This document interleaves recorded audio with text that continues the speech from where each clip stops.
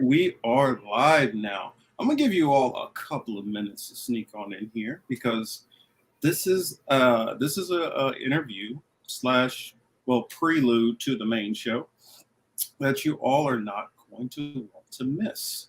So okay, there we go. I see it jumped up. I see ICU is in the building. I'm gonna give you guys about one minute, and then we're gonna get ourselves started because I actually got to keep it on time so that we start the main show not too late. I mean, yeah, we can go over a little bit, but just so I make sure I start the second part on time,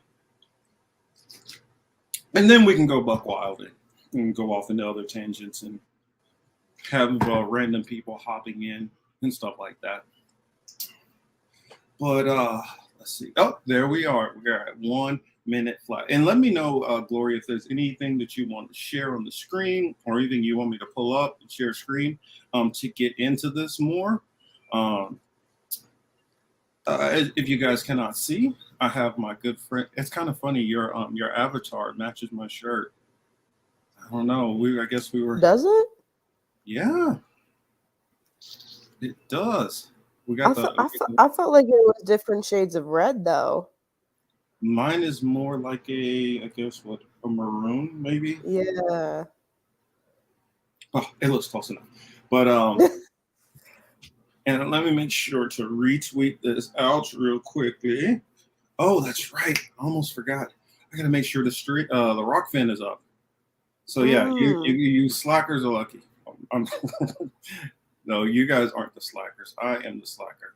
I need to make sure that this is up and ready over here. I'm still getting used to the rock fin, so people don't kill me. Still getting used to it. Franco was like his trick. What he normally does is he just like says, "All right, screw it, I'm going," and lets it catch up with him. I think I see myself on the screen. Let's see your channel. Oh, I definitely need to update that thing. Yeah, I am terrible at this tech stuff. One day I'm gonna get better. I swear I will.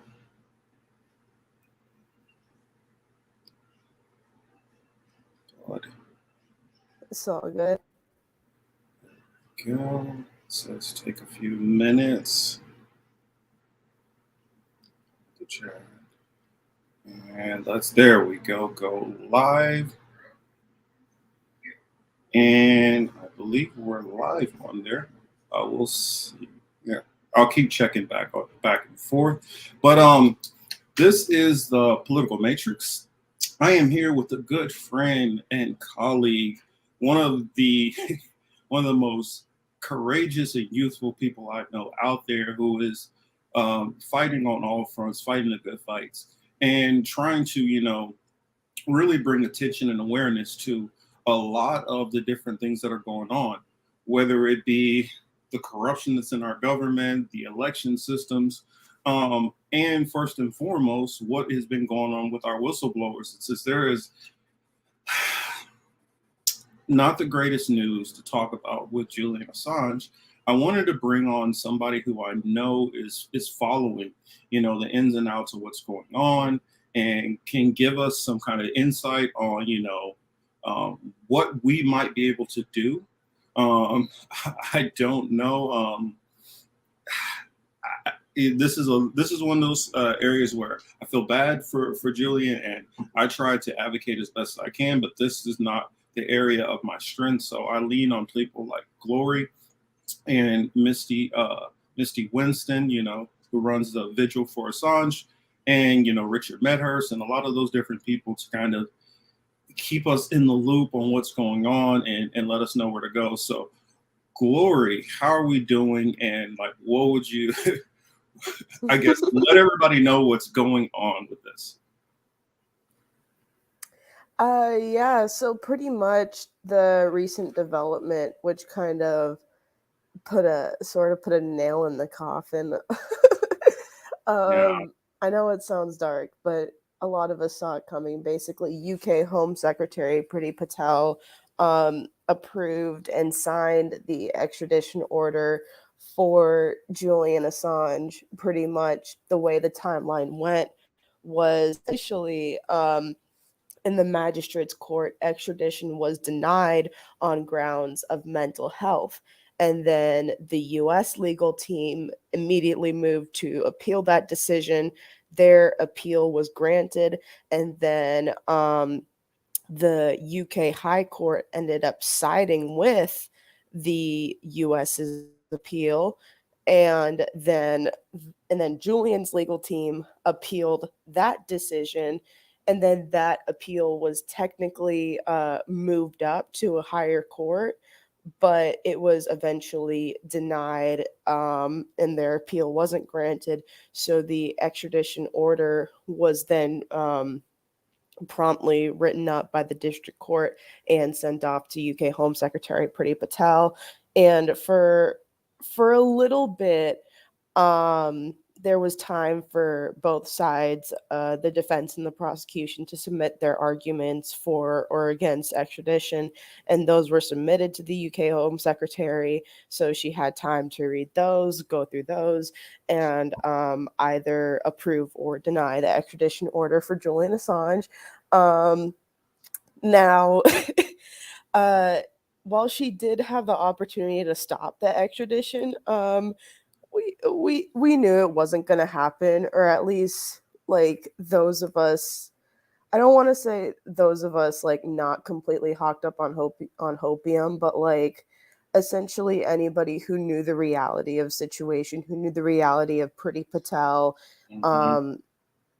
knew that she was in all likelihood going to approve the extradition order.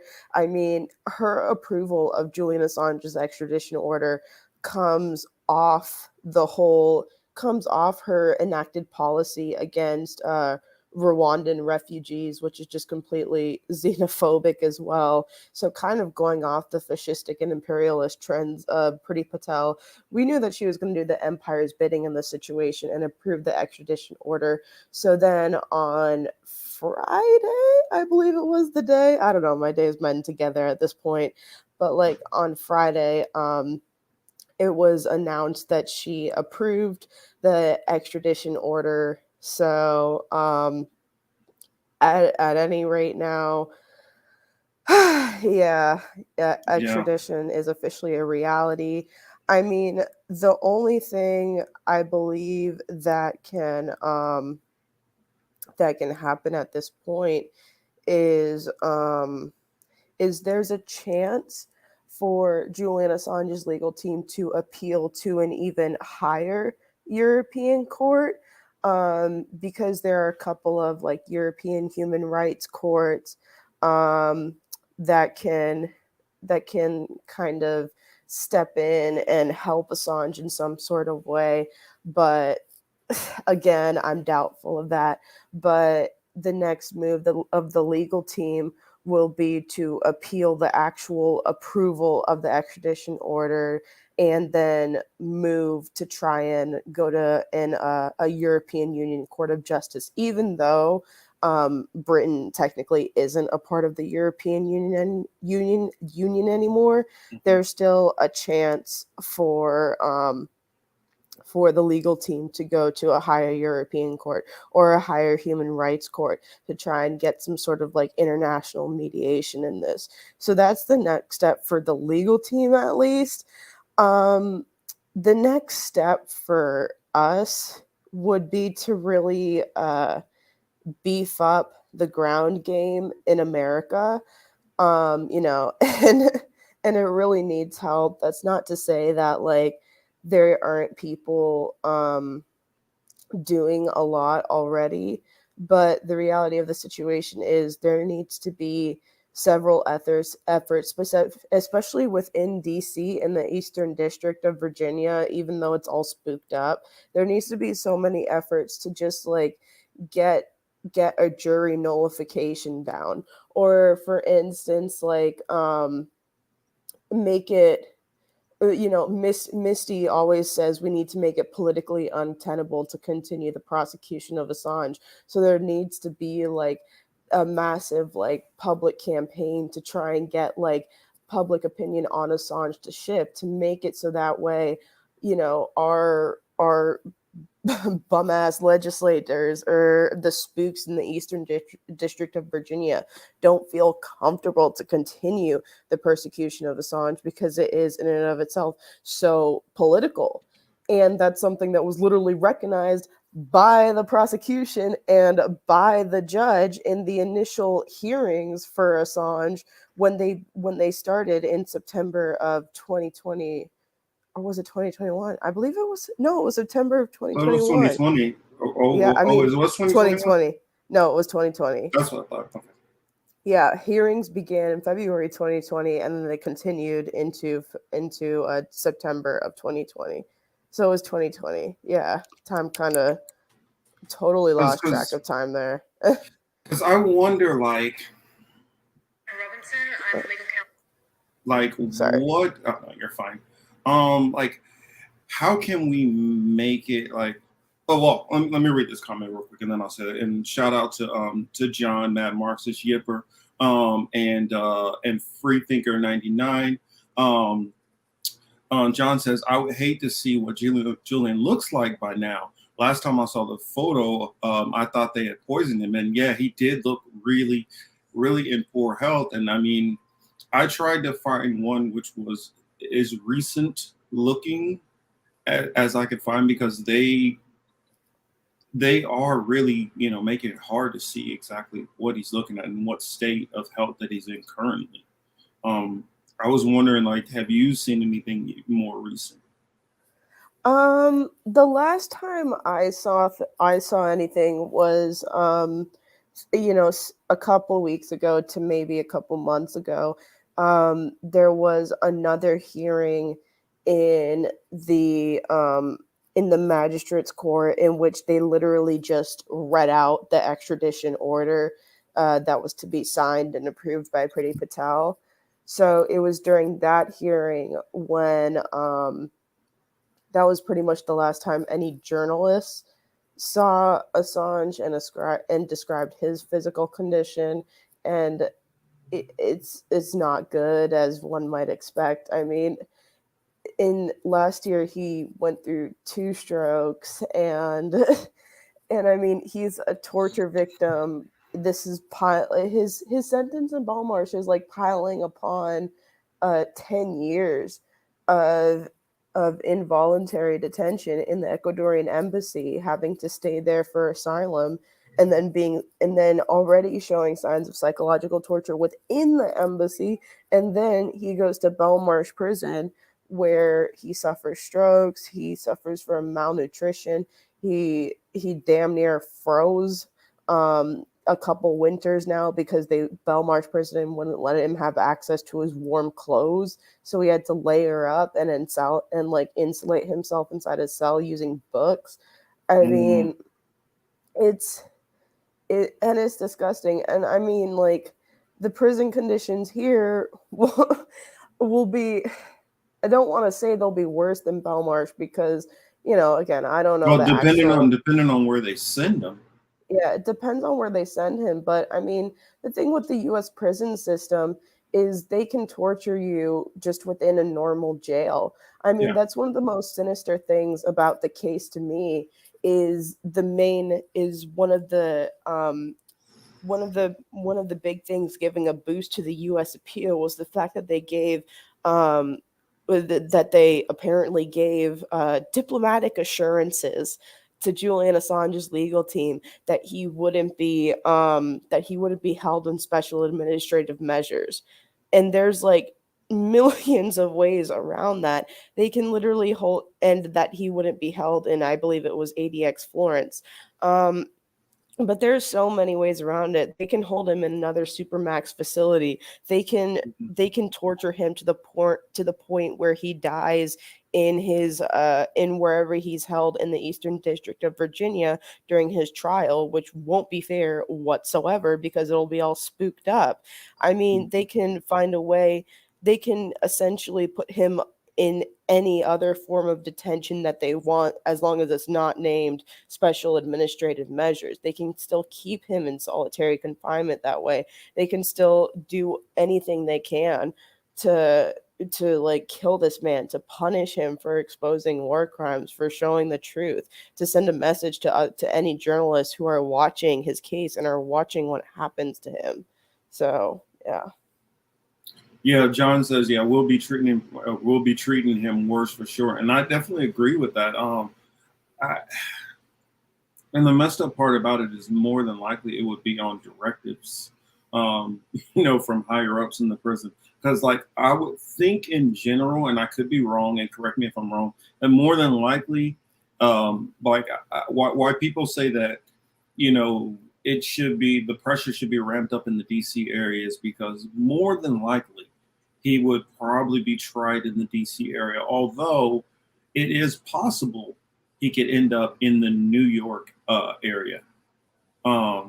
Just because if they want to be a little grimy to him, they can decide to hold him in Rikers, and we all know the record that Rikers has on prisoners.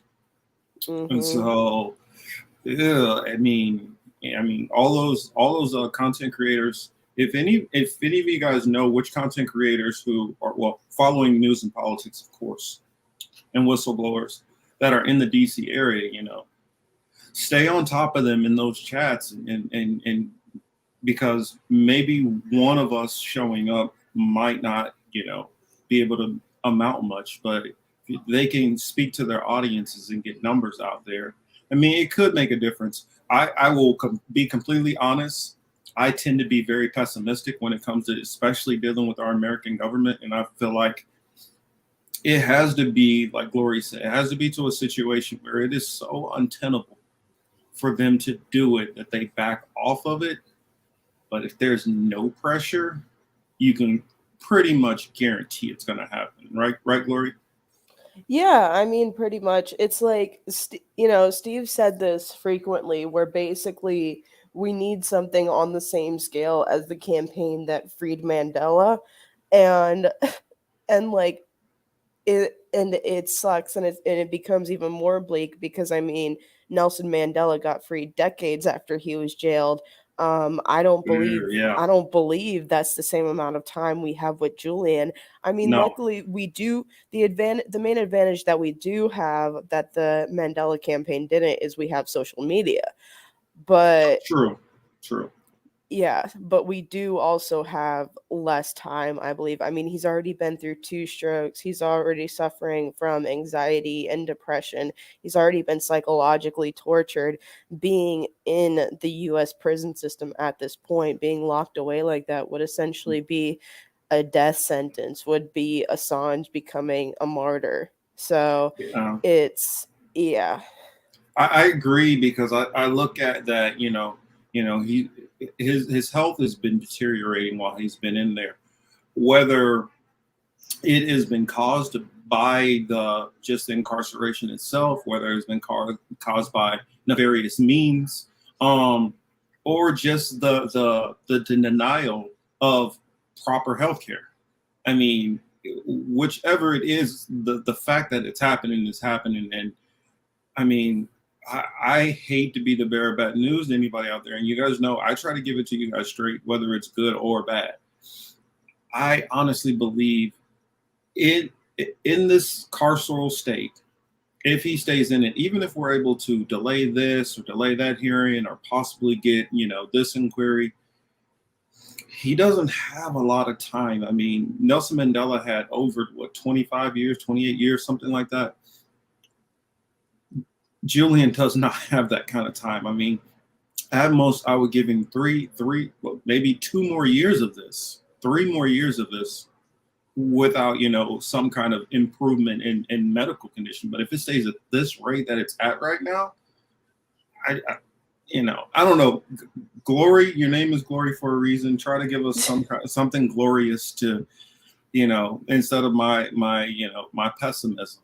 And I try to let people know I am pessimistic. Don't shoot the messenger on this. Yeah, I know. I mean, I'm pessimistic on this too. And like, I know, like, yes, I'm an activist for this cause. Yes, I fight for it. But, I also don't want to be selling people, fake shit. Like, I don't want to be I don't want to fool myself because then it just makes it worse. I mean, like, I knew that Pretty Patel was going to approve the extradition, Of and course. even so, when she finally did it, it still hit like a fucking train. So, Yeah. like, I don't, I'm not going to sell myself fool's gold as much as I won't sell anybody fool's gold. Um, I think it's like you said, Marcus. I mean, I don't I don't know how much long he has left, but it's definitely less than 2 to 3 years at this rate. And I mean, it's not just his physical health, it's his mental health, it's the Mhm. psychological Yeah. aspect of it. I mean, over a decade ago, we had the fuck, I forgot what it was called that was leaked, but it was it Strat 4? It was, I believe it was the Strat 4 Palantir presentation, which basically outlined how they were going to torture Assange into like irrelevancy, into submission. Basically, they're going to have him hopping around country to country. They were going to psychologically torture him. They were going to smear him. They were going to alienate him from everybody so as to nullify any of his activism and journalism and his work with WikiLeaks.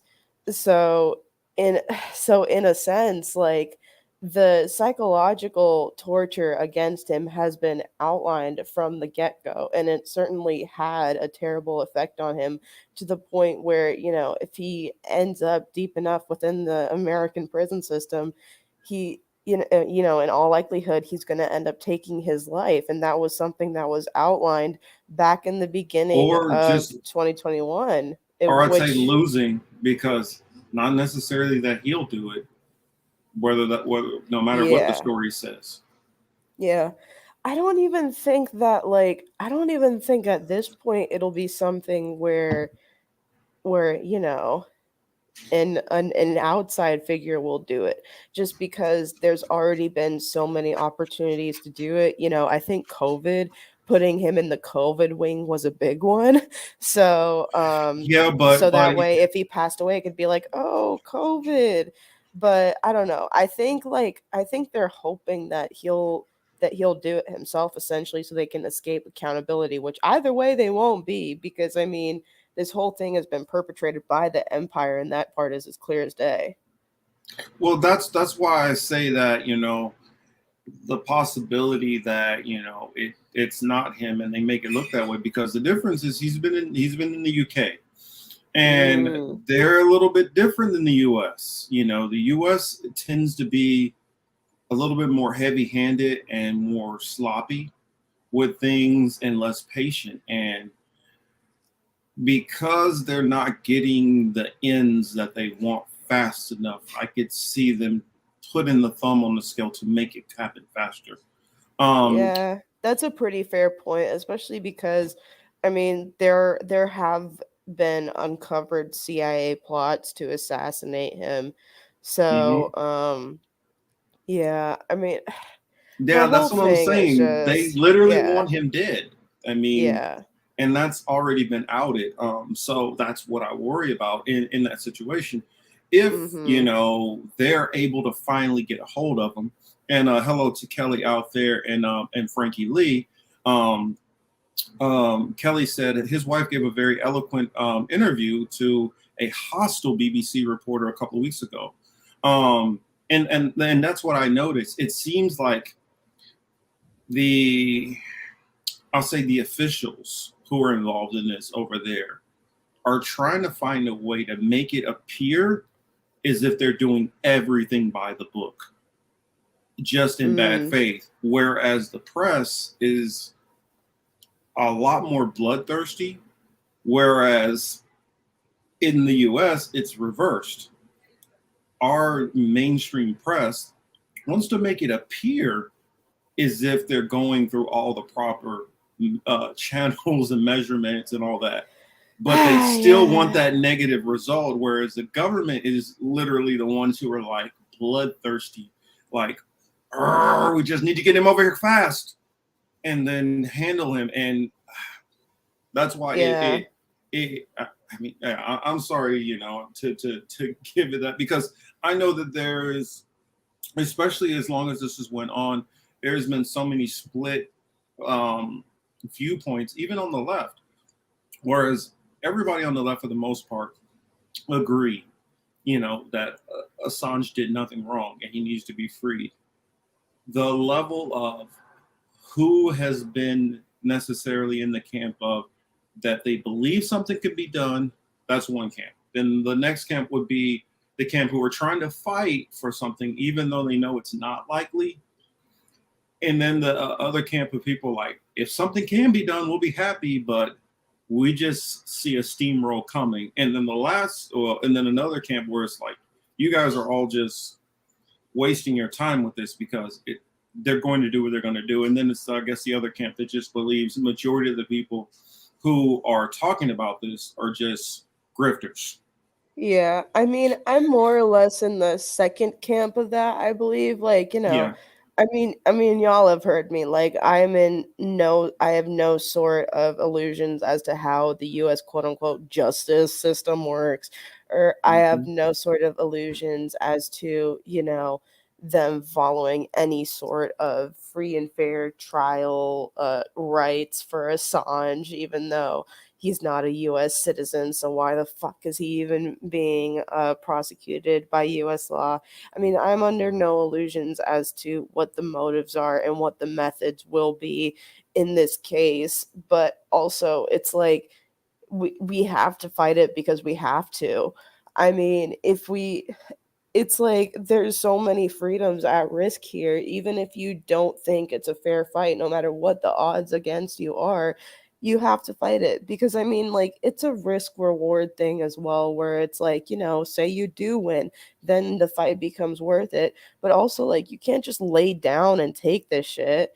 I mean, like, if we don't fight for someone like Assange, then what kind of message is that sending to people who have been in prison for decades, like Mumia, who is also a journalist, or Leonard Peltier, who is also in prison for decades, or all these political prisoners who have been in prison for decades? I mean, what Commander kind of X.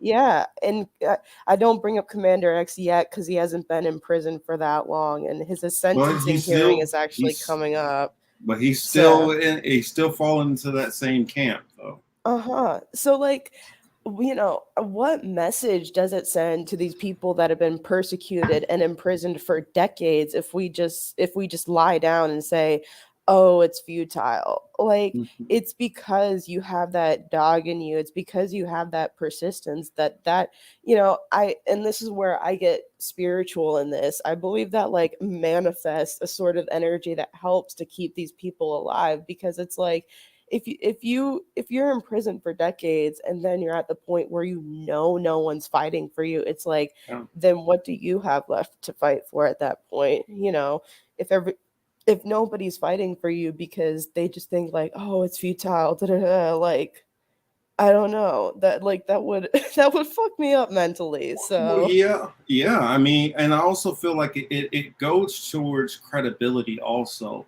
If you care about this person and but you don't care to push and fight for this other person, then what does that say at a certain point? How can we go out and say, well, I care about Snowden. Oh, there's Chris. I care about what happened with Snowden, but I'm not going to worry as much on Assange. Hey, Chris, I was wondering, sir, could you translate a couple of Uma's texts for us? Thank you for joining, sir. But I'm just, I feel like it has to be consistency, and it's the same thing with the Trump and Twitter thing. Not that I care that he was necessarily on Twitter, but it was about how they did it. If they're able to get away with doing things like that, then it makes it easier for more and more stuff to happen. Just like a lot of people don't know about rendition, which rendition mhm. does happen, It happens in this country on a regular. And so for those people who like to talk about, well, Russia does this or China does that, well, do you guys realize that the United States does a lot of the same shit? Yeah, US does the exact amount of same shit and possibly even more. And I mean, We just don't hear about it.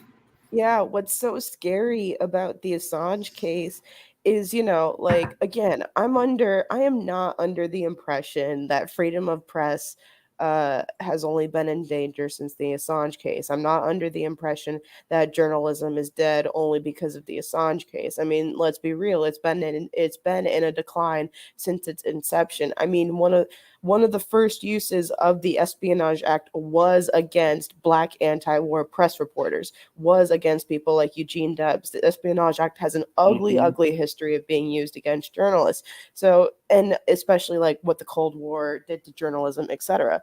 So again, under no impression whatsoever that journalism's death began with Julian Assange. That's why I always mention press freedom's corpse when I refer to this case, because I already consider it dead. But yeah, tangent aside, what's so different about the Assange case is not only the Espionage Act referring explicitly to the act of publishing, but also the fact that Assange isn't a U.S. citizen. This effectively grants international jurisdiction of journalism to the United States. It gives them jurisdiction outside of their fucking borders to the United States. And I mean, like, the precedent that would establish to other nations, to other like despots. Imagine how they would be licking their chops going like, ooh, like, I can extradite this journalist who exposed me. I can Yep. extradite this journalist who exposed me. Like, oh my God. And chances are they're probably doing it in collaboration with America at this point. Because, like, it really gives a visceral and actualization of the empire expanding its borders beyond the US, of the empire expanding its jurisdiction beyond the US, because, like, at this point, it's expanding but collapsing in on itself, but also expanding as well with this case essentially granting international jurisdiction of something as important as journalism, which, I consider to be a human right, to a murderous empire with its own agenda, with its own political agenda. No, fucking journalism isn't political. Like, Well, it's not supposed to be. yeah. But I mean, you look at what's happening here. And Chris, anytime you want to hop in here, let me know. I was, and I want people to kind of notice. And Hi, Glory. Hey, Chris. And I see Mr. Streets is in here also. Baba is in here. I saw Frankie Lee hop in. Ruby, much love to all y'all who are hopping in. Kelly, Ruby Krill. What we've had happen over the, I would say over the past 20, 30 years, which a lot of people haven't paid attention to, is print media. Most smaller papers have kind of been, they've been getting wiped out. And you start looking into companies like Bain Capital, they've done a lot of this. What they've done is they've taken debt from other companies, put it into their newspaper company, and then basically bankrupted those companies. And I believe that is in order to be able to cut the media down. I remember how it used to be like hundreds of different, actual media companies, and then it dropped down to like 8, then it dropped down to like 5. I mean, I don't know how many it's down to at this point, but they're doing the same thing, which has happened with, the telecommunication industry, and they're doing it in print media, and they're doing it across the board. And so if they can start getting those outliers, those people who are going to, be willing to push back against the narrative, no matter what nation you're in at this point. Because I know a lot of people will say that Julian Assange is not even American. They shouldn't be able to use these laws against him. And that's correct. But we got to remember, most of these European nations are vassal states. They don't really have the power to push back against the U.S., no matter what they say. Great Britain gets dragged into everything the U.S. does, whether Great Britain really wants to or not. And it's the same with most of these European nations. That's the reason why you have countries like Germany right now who really can't afford to push back against Russia, but they are. Yeah. Countries like Italy in the same shoes because the U.S. is deciding that policy for them. Yeah, and I mean, regardless of whether they're doing it on behalf of the US or not, uh European countries don't exactly have a great record of respecting human rights and No, upholding freedom. So yeah, I mean, my lack of faith in the in high in European in higher European courts to do something about the Assange case also stems from that and their ugly history of failing to respect people's rights. So yeah, I mean, overall, oh, sorry, go ahead. Mark, no, you good. What's up, everybody? I hope everybody out there is doing good. Um, but for the people who scream New World Order, One World Government, I mean, this is a good example to use and to point to show like he did nothing to the country of England that I know of, right? Does anybody know if he violated any laws in England? Probably not, Well, right? no, what they try to hang him up on is was I believe improper conduct with a minor or something to that degree. Was that in that England was or was that from what was it, Switzerland, Sweden, Glory? Yeah, that was Sweden. Okay. Okay, Sweden. That's where Assange essentially gets the rapist smear. But Hmm. that's all in Sweden. And again, like it never went to any sort of trial because the charges were dropped multiple times. I mean, there was never a case. The only Hmm. reason why the two women, why the people involved pressed charges to begin with was because they were pushed to do so by the Swedish police, when in reality it was nothing resembling assault or rape. It was literally sex with a condom, and they sex without a condom, and they wanted him to get an STD test.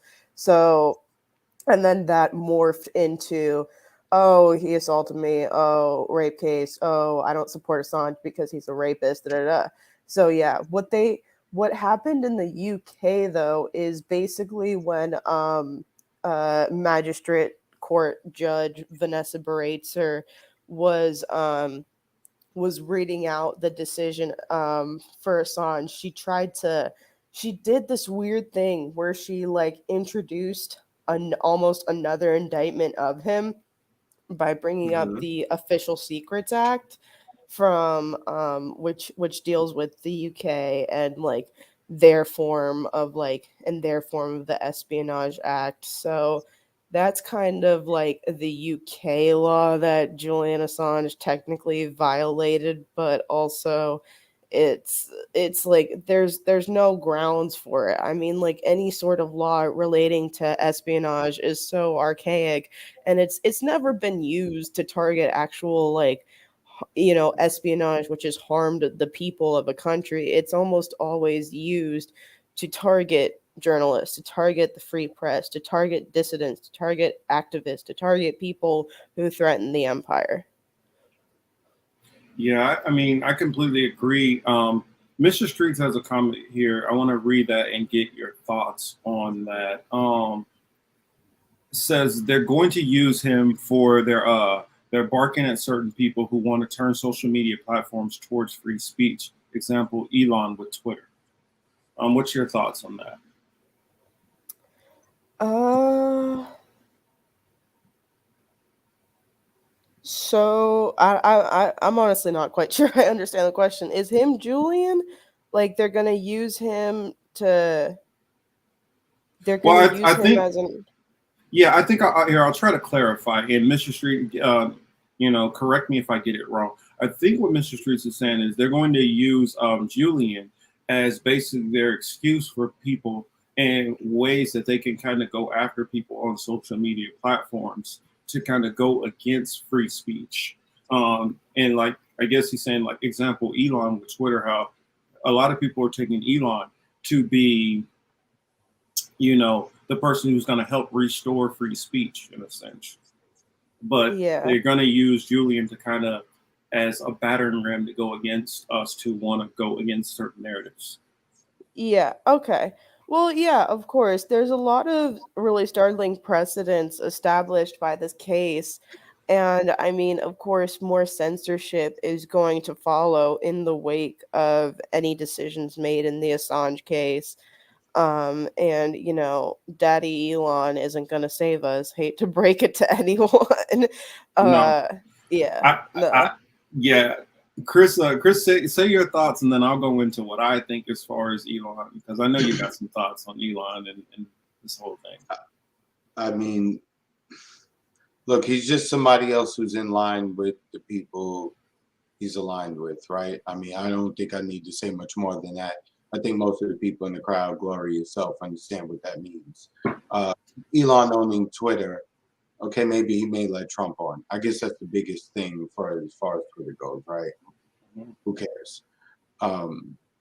As far as Assange goes, in relation to all of this, I mean, he's been used as, in Braveheart. Remember when he finally died? William Wallace. Yeah, remember when William Wallace finally died, and they and they said they cut him up and put him on different. I know that goes into a different thing, but I'm just using that because most people have seen it, so the visual. Same thing with Nat Turner and actually Che Guevara too. Correct. So they took the body parts, they spread it amongst as a warning to people. And like I said last night, that's pretty much what they're doing with Julian. Here's a warning. If you come across any information like this, should you choose to make the same decision he did, this is your fate. If not, this worse. Because somebody else died, right? Didn't somebody die in Washington, D.C. behind us too? In the suburb of D.C.? I'm not sure exactly. Didn't they rob that guy? Didn't they rob that guy? Oh, I know you're Seth Rich. Seth Yeah. Rich. Okay. Yeah, I mean, I just didn't want to say a name, but Yeah. I mean, I'm just saying. According, they say that had nothing to do with anything, and that was an actual, just a plain old robbery that happened, even though they didn't steal anything. It was a botched robbery. It's the most heavily redacted robbery in existence. Ever. Yeah, I mean, and that, you know what? One of these days, guys, make sure to hold me to it. But we're gonna have to go into that on Rockfin one of these times. It's gonna be a Rockfin only kind of segment, and we're gonna be able to talk a little bit more freely and go into some of our thoughts and theories on that. What I would say is, and I see Warren is in the building. I see Fred Edward. Hello, Fred. Warren, Edward, first what's up, time man? seeing you. Glad to see you. Wesley is in here also. I look at it like this, and I'm just gonna be brutally honest. Some of these fights that we see in the media at the top are fake fights.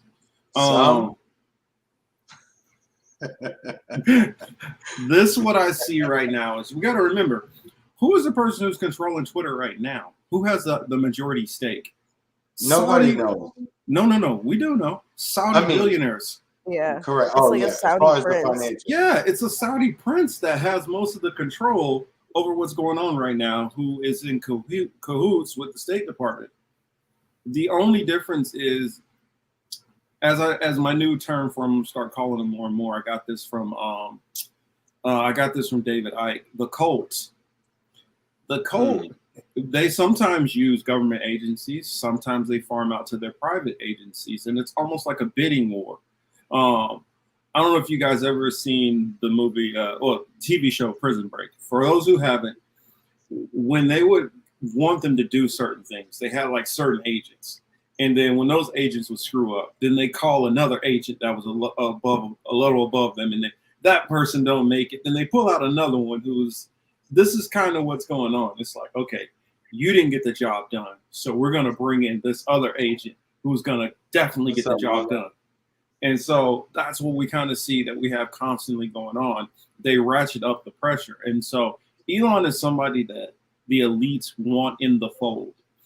The reason why they want the elites in the fold, because it folds into a lot of the technological stuff, which they want done also, dealing with something that we will talk about a little later on. So I'll leave that there. We are going to get into Assange. I don't want to go, I mean, not Assange, but we'll get into Elon Musk later on when we start talking about, what was that guy's name? Pika, I can't remember how to say his damn name, but I'll read it off when I say it later on.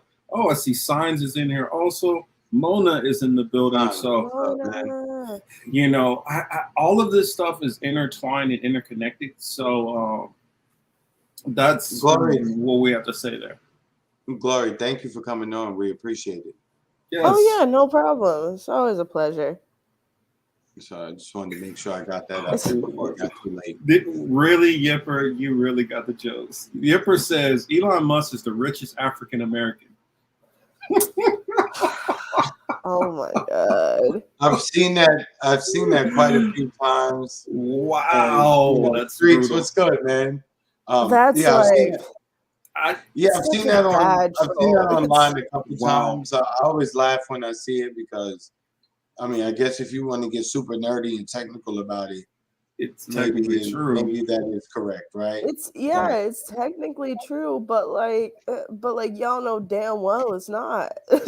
Correct. That's what I'm saying. It's like, what did I see yesterday? I saw all the old black folks up in a rage talking about Cleopatra, saying like Cleopatra. I think what's his name? Bishop Swan.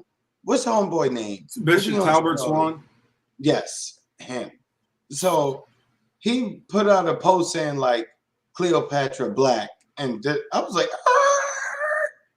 pump your brakes, kid. Nah, she's Greek. She was born in Egypt. Yes, that is correct. But you know, their family practiced all kinds of incest, and she has no African blood in her. It's pure Greek. I don't know. I have to dig into that. Okay, we have blood in her. Put it that way. From what I heard, she would not have been complete African. So what I heard is a mixture. I would have heard at best the closest to black you're going to say is she would have been mixed. Well, our modern day version of mixture. So she lived under the sun. People looked at her and probably misjudged her. No, I would have. If phenotypically, what I'm saying, complexion wise, I would say more than likely the darkest she could have been is Glory's complexion. So let's not get into this. That's what I'm saying. We're not picking on you. No, I'm half white. It's okay. I.e. my point. That's what I'm saying. So yeah. Trez, you stupid for that one. Trez is killing me. I gotta have him on here soon. But I definitely will. But you know, some of the stuff that's just going on, I think it's all fit into this overall narrative, and to try to bring it back to the narrative that we're always talking about in the political matrix, because I don't feel that these other shows are wrong for like micro focusing in on certain topics. We need people who are doing that. That way we're able to keep abreast of all this information and what's going on. But what we try to do, I guess, is a little different, is we try to connect it and try to figure out, okay, well, what is the purpose for this? Why are they trying to do X? Why are they trying to do Y? And I honestly have always believed from the very beginning, the Julian Assange thing is about scaring any journalist, any high-level journalist, because we're all small. If we run across something and decide to put something out, they can easily smear us. Yeah, they can easily, lock us away for whatever. Or just, hey, well, Chris just happened to get into a car accident and he just had a heart attack while he was on the 95, I mean, and with us, nobody will question it. But for anybody who, let's say Katie Couric decides to get a little brave one day, this is for people like her to stay in their place.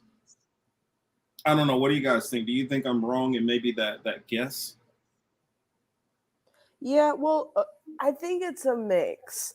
I think to dissident journalists, it does send a message to Mhm. have that sort of martyr figure, to have a figure like Assange, but also y'all took your drinks in sync. I like that. I didn't even peep it either. That was good. Tag team high five. I mean, hey, we've been doing this, I guess, too long together. We're But happy yeah, and I we're think singing and we're colored. Color, Give me a high five.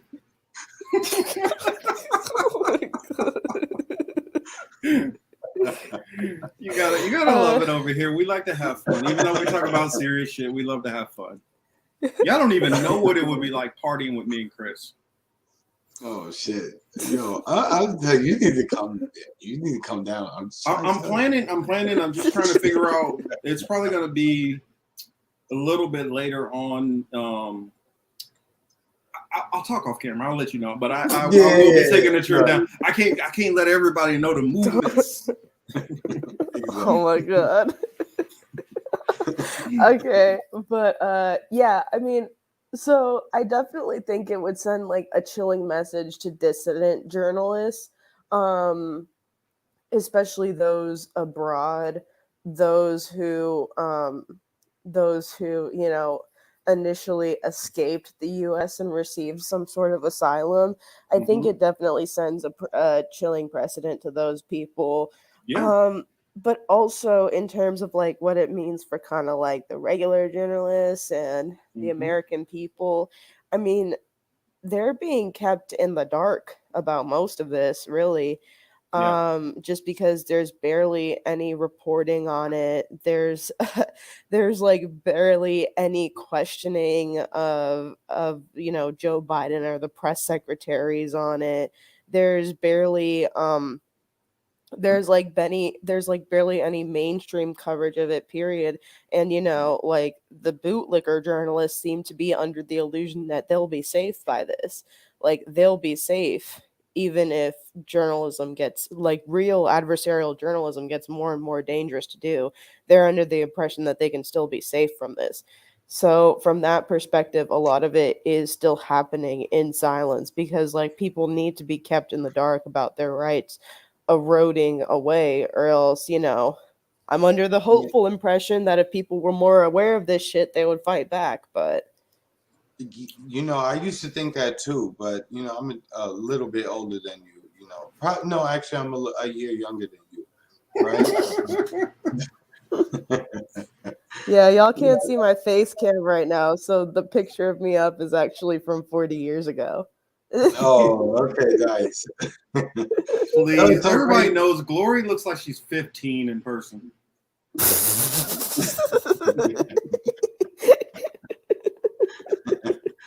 and she's laughing too. She knows Glory. I mean, I can't be around. They'll think I belong in a retirement home next to Glory. Oh, that's not true. I look old and dusty. I know black it. Don't crack, Marcus. Come on. This black didn't cracked up. I don't know. Maybe I didn't use enough moisturizer over the years. Sometimes. Too many hard nights. If it wasn't for the gray right in the middle of my face, I'd be trying to pass for like a teenager type shit, but that shit don't work. We already know that you use Just for Men. He has a lot more gray than that. Yeah, right. Never. So when I go bald, I'm going bald, kid. Like, I ain't none of that. But black men look good bald, though. Yeah, when I lose it all, finally, when it's all gone, yeah, that's what we're going to do. I'm not implants, we're not tattooing nothing. It just is what it is. If you guys saw the lumps on my head, you realize that the bald thing would not be good for me. I mean, my skull is so damn cracked and beat up. I like fell once, hit my head on a bench, and a big ass gash in the middle of my head there. And then all the probably concussions I didn't have over the years. No, bald would not work for me. Plus, I got a little pickle head. So it don't work. That's why I always wear a hat. Got to cover it up. They used to call it a peanut head. Yeah, at least you won't look like Tim Pool without his beanie. Oh wow, yeah. Oh wow. I ain't gonna say that. I would love for somebody to snatch that shit off his head because I want to see what that looked like. There's pictures of what it looks like. Oh Lord. And I heard, is he tall? I heard he's tall too. I don't know. I'm sending you to so everybody knows, like, why did he go behind camera? What is he doing? I'm just sending out the second link for the next show. I didn't already send it out before, and I wanted to make sure I did that. And I saw a couple of funny comments out there too.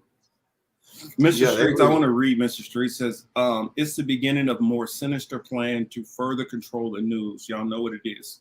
Control the news and more things. Well, here's the thing: they've established control over. You know, one of the things about Trump ascending to where he did, right?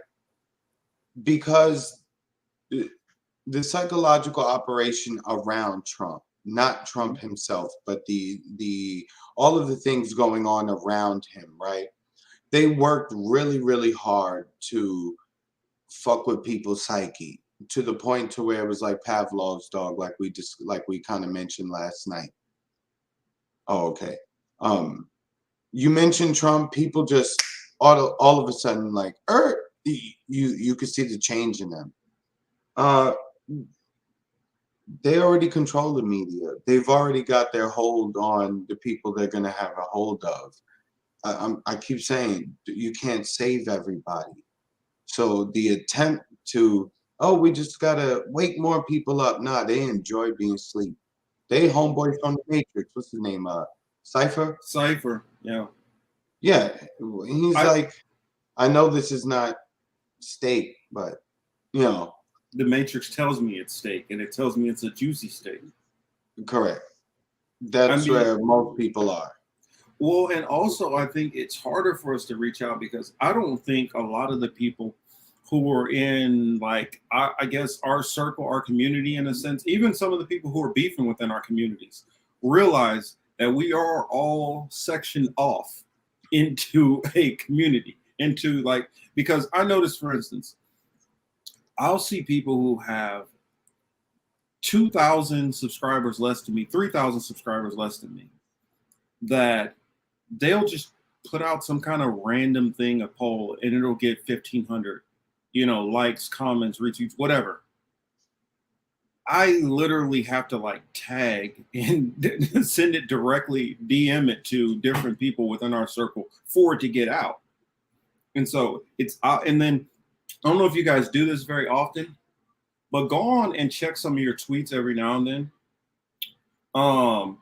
There's that little, like those little 3 sticks next to it, the analytics. For instance, this live stream that we have going right now, I have it going through Periscope on my Twitter. I have, what is it? Let me double check my Twitter subscribers real quick. I have 3,126 followers. This tweet right now, this live stream broadcast, has 57 impressions, 3 engagements. Oh, now it just jumped up to 60. But the fact of 60 out of 3,126 should let you know that this is not being shown to a lot of people who follow me. It literally got 2 retweets and 1 like. Now, granted, I normally will tag Chris and Glory or whoever's going to be on, and that helps it a little bit. But the fact that it's gotten that little should say something. Mm-hmm. What's interesting about my Twitter analytics is like there'll be times where my follower count has gone up, my tweet count has gone up, and like my overall activity has gone up, but somehow my impressions go down, which I always found to be interesting. Correct. Like, how can we be doing all of this? Mm-hmm. Yeah. I mean, and I want to respond back to Ruby real quick. And Ruby, Nitram. Nitram, I'm telling you, when it comes to family, look, I have some family members, and keep in mind, my people are immigrants, right? Mm-hmm. I got an uncle who's like, he showed up to Thanksgiving dinner talking about Trump. We were looking at him like, yo, you crazy, right? So, whatever. And then we have some family members that, find him just completely like, he's garbage. Yeah. With that being said, you can't wake anybody up. You can't. You can present facts. I mean, COVID should have really been the nail in the coffin on it. With all the information that was out there that you were providing them real time, this is not something you have to go to the library for, grandma or auntie, right? I can send it right to your phone. You can read it. You choose not to. You turn on your television. You watch the little silver-haired lying motherfucker, right? And you believe what the hell he says. I mean, you can't save people. I love you, auntie, but I mean, when the zombies come, I'm gonna just have to keep it going. Well, and in the response to both of them, and yes, Frankie Lee, I do have a visibility problem. I completely know that. I'll notice how some tweets, if the right person tweets it out, then it starts spreading like wildfire.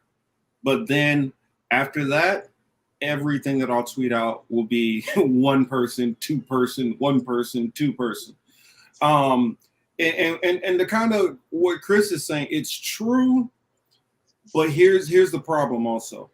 They're inundated with so much propaganda. And we talked about this, and I suggest you guys go check out Franco's but Marcus, here's the thing, right? Yeah. To the people you're referring to, family, right? I love you. I don't want to see you hurt. I don't want to see you misled. I'm not telling you this because I want you to be fucked up, right? I read about this stuff. I'm into this stuff. I follow up behind this stuff. You don't. I'm telling you shit. You're listening to the TV. You know that they've lied to you about a bunch of other shit. So I don't even know why you wouldn't even stop for a second to entertain some of what I'm saying. They don't. So at the end of the day, you can't argue, fight. You just say, I love you. When the zombies come, I hope you make it. Well, here's the thing. And I love to push this back because I have people tell me that my faith is a cult. Well, here's the thing. You guys trust people that you know for a fact 100% are lying to you. How is that not more of a cult than anything? At least we're keeping our mind open to the possibility that everything we see is not the reality. Yeah, I see that with a lot of like I know it's such a stereotype, but like the progressive atheists that want to talk all day long about like religion and faith and like exalt the fact that they don't believe in anything, and then they go out here standing Bernie Sanders like he's the second coming of Jesus Christ. Yeah, I love those people. Exactly. And then I look at it also, the people who have this atheist mentality, and then you look at the system we're in, then why don't you just fucking give up? Because there's nothing that's going to change anything. I don't even get why you're in this political sphere or any of that. There's nothing you can do. And it's not about being a defeatist. It's just recognize what the playing field is. Well, here's the they got 97 tanks. You got a deuce. You gonna stand there and bust it out against some tanks? No, you better try to run and regroup. You better call somebody. You better call the homies. Yo, son, they got me. I mean, you're literally Rambo with a knife. That's it. Facing a whole platoon, 1,000 men, all well trained. You've lost. Your goose cook, man. Oh my god! Oh, brother. Glory, don't lie. I did that just to fuck with Glory. Yo, you're done though. But look, and she sucked her teeth. I don't know if people heard that. I heard it. But I heard you. That's why she stayed off camera, because she don't want y'all to see her real reaction. Like, oh wait, was that a sneeze or did you suck your teeth, Glory? I'll If leave you that up sneeze- to interpretation. Yeah, if you sneeze, God bless you. But we're gonna pick Yo, this up. Yo, Marcus, hold on real quick. Let me pause. Like, Yeah. that was the shit that would get you slapped in the house. Like, no, honestly, if it was like, yo, my father. That's true. That's true. My father heard that from 9 rooms away, even though we have 9 rooms. The older you are, the more right you have to kiss your teeth. Otherwise, you better keep it Just to yourself. that little sound, that little like, Chris, take out the garbage. Yo, pressure. I don't know if y'all moms was like my Glory mom. laughing because she know. Did your mom have like boomerang high heels too? Oh no, she just called my pops. Cause my mom was like, I'd be back around in my room, she in the kitchen, and somehow she take that heel off. Oh yeah.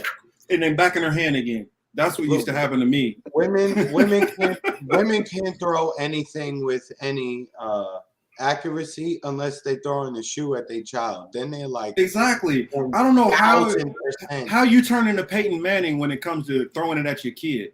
Exactly. Because like you understand the weight distribution of the sandal too, so it's like.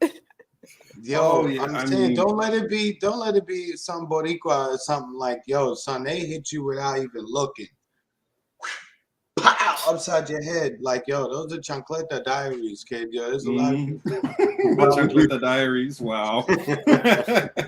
There's a lot of people got stories. Son. But we got to make sure to hop on over. We're going to end this stream here. Everybody who's here, actually gonna like hop off after this one just because it's getting late over here. So alrighty. But yes, we will be hopping onto our next stream. Make sure to catch us over there. And for those who tuned in late to this, go back and check it from the front. Go back and check it from the back. And check it over at Rockfin also, because we are live over there. Let me make sure that if there's any chats that I needed to read out. Just Free Thinker over here. Glad to see you. And we are going to end this stream. Thank you so much for being with us, Glory Jones. Thank you for everybody who was in the chat. And we will see you all on the other side. Hopefully you guys are on the other side. Love y'all. Thank you, everybody. Thanks, Glory. We appreciate it. Thank you, Glory. Thanks for having me. Always. You know you're always welcome. Anytime. In fact, I might just be throwing you the link just regardless. And you just